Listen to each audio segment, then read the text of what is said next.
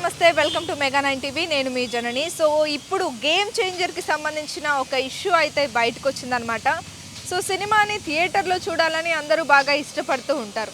అంటే 3 సంవత్సరాల సినిమా కష్టాన్ని ఒక 2 గంటలు థియేటర్ మీద చూడాలి మనం అంటే దాని వెనుక ఉండే కష్టం అది వర్ణనాతీతం అని చెప్పొచ్చు. ఎన్ని కోట్లు కలెక్ట్ చేసినా ఎన్ని కోట్లు ఖర్చు పెట్టినా దాని వెనుక ఎంతమంది కష్టపడతారు అనేది మాత్రం అది మనం డైరెక్ట్గా వెళ్ళి చూస్తేనే తెలుస్తుంది. నార్మల్గా మనం సీరియల్స్ కానీ షూటింగ్స్ కానీ చూస్తాం. ఒక 1 మినిట్ ఒక ఫుటేజ్ కోసం, ఒక 1 మినిట్ డ్యూరేషన్ కోసం ఒక రోజంతా కష్టపడుతూ ఉంటారు సినిమా వాళ్ళు. ఎందుకంటే డైరెక్ట్గా వెళ్ళే ఎక్స్పీరియన్స్ చేసిన అనుభవం ఉంది కాబట్టి నేను ఎంత గట్టిగా చెప్తున్నాను అనమాట.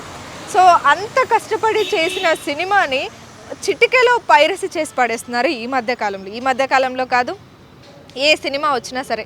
రేపు రిలీజ్ అయింది అని అంటే సినిమా నెక్స్ట్ వెంటనే హెచ్డి ప్రింట్లో ఐబొమ్మలో వచ్చేస్తుంది, లేదంటే క్రోమ్ ఓపెన్ చేస్తే చాలు హెచ్డి మూవీ అని కొడితే చాలు ఎన్ని వెబ్సైట్లను ఓపెన్ అవుతాయి, అందులో ఏదో ఒకటి సినిమా మాత్రం మనకు కనిపిస్తూనే ఉంటుంది. సో ఇలాగే ఇప్పుడు game changer movie first day mixed talk సొంతం చేసుకున్న సెకండ్ డే నుంచి మంచి ఊపు అందుకుందని చెప్పొచ్చు. ఎందుకంటే ఆఫీసర్స్కి స్పెషల్ షో వేయడం జరిగింది, అటు అందరూ కూడా చూసి మెచ్చుకోవడం జరిగింది. సినిమా చూడాలి, ఎందుకంటే సినిమాలో ఒక మెసేజ్ ఉంది. అంటే పాన్ గుట్కా ఇలాంటి సినిమాలు కాకుండా ఇలాంటి ఒక మెసేజ్ ఇచ్చే సినిమాలే యూత్కి కావాలి అని చెప్పేసి చాలామంది కూడా కమెంట్స్ చేయడం జరుగుతుంది, మూవీని ఎంకరేజ్ చేయడం జరుగుతుంది.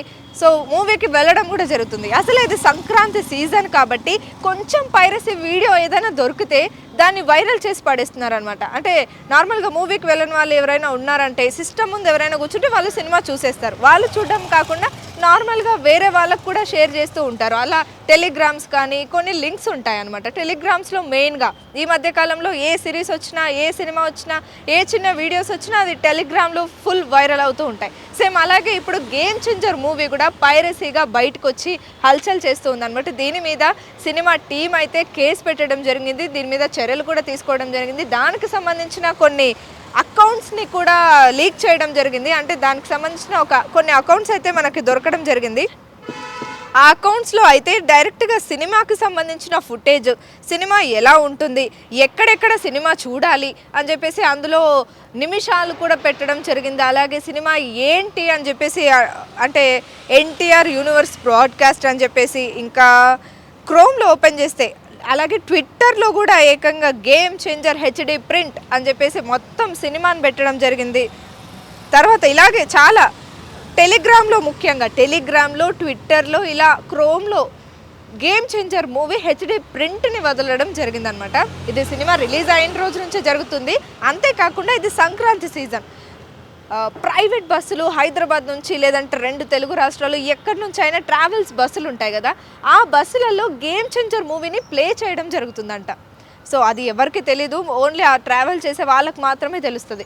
సో సినిమా ఎవరైనా చూడని వాళ్ళు ఉంటే, లేదంటే సినిమా కొంచెం మిక్స్డ్ టాక్ సొంతం చేసుకుందంటే వెంటనే ఆ సినిమాని తీసుకొని వచ్చి ఇలా హెచ్డి ప్రింట్లో బస్సులలో కూడా వేయడం జరుగుతుందంట. సో ఇవన్నీ తెలుసుకున్న మూవీ టీం దాని మీద అయితే విచారణ చేపట్టి కేసు కూడా పెట్టడం జరిగిందనమాట.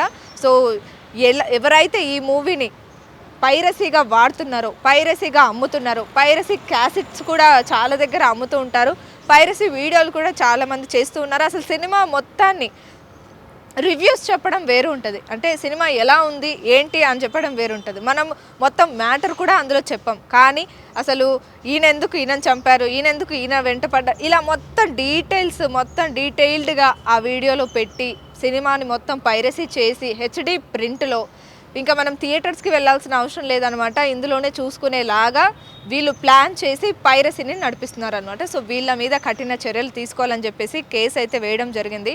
సినిమా అంటే ఒక 2 గంటలు మనము అన్నీ మర్చిపోయి ప్రశాంతంగా చూసుకునే సినిమా అనమాట. ఆ 2 గంటల ఒక సినిమా కోసం దాని వెనక 2 సంవత్సరాలు 3 సంవత్సరాలు కష్టపడుతూ ఉంటారు. ఆర్ట్ డిపార్ట్మెంట్ కానీ, డైరెక్టర్స్ కానీ, ఆర్టిస్టులు కానీ, జూనియర్ ఆర్టిస్టులు కానీ, మొత్తం ఆర్టిస్టులు, టెక్నీషియన్స్ అందరూ కూడా నిద్ర లేకుండా, తిండి లేకుండా ఎంత కష్టపడుతుంటారో మనందరికీ తెలిసిందే. అది ఏ వర్క్ అయినా సరే, ఏ పని అయినా సరే, వాళ్ళు ఎంత కష్టపడి తీస్తారో ఒక సినిమాని అంత బ్యూటిఫుల్గా మనకు చూపించడానికి వెనక ఎంత కష్టపడుతుంటారో అది డైరెక్ట్గా చూస్తే కానీ తెలీదు. సో ఇప్పటికైనా ఇలాంటి పైరసీలు కాస్త ఆపి సినిమాని థియేటర్లోనే ఎంజాయ్ చేయాలని అందరం కోరుకుందాం. సో దీని మీద అయితే టీం గట్టిగా కంప్లైంట్ అయితే చేయడం జరిగింది, కేసు కూడా పెట్టడం జరిగింది, వాళ్ళ మీద కఠిన చర్యలు అయితే తీసుకోవడం జరుగుతుంది.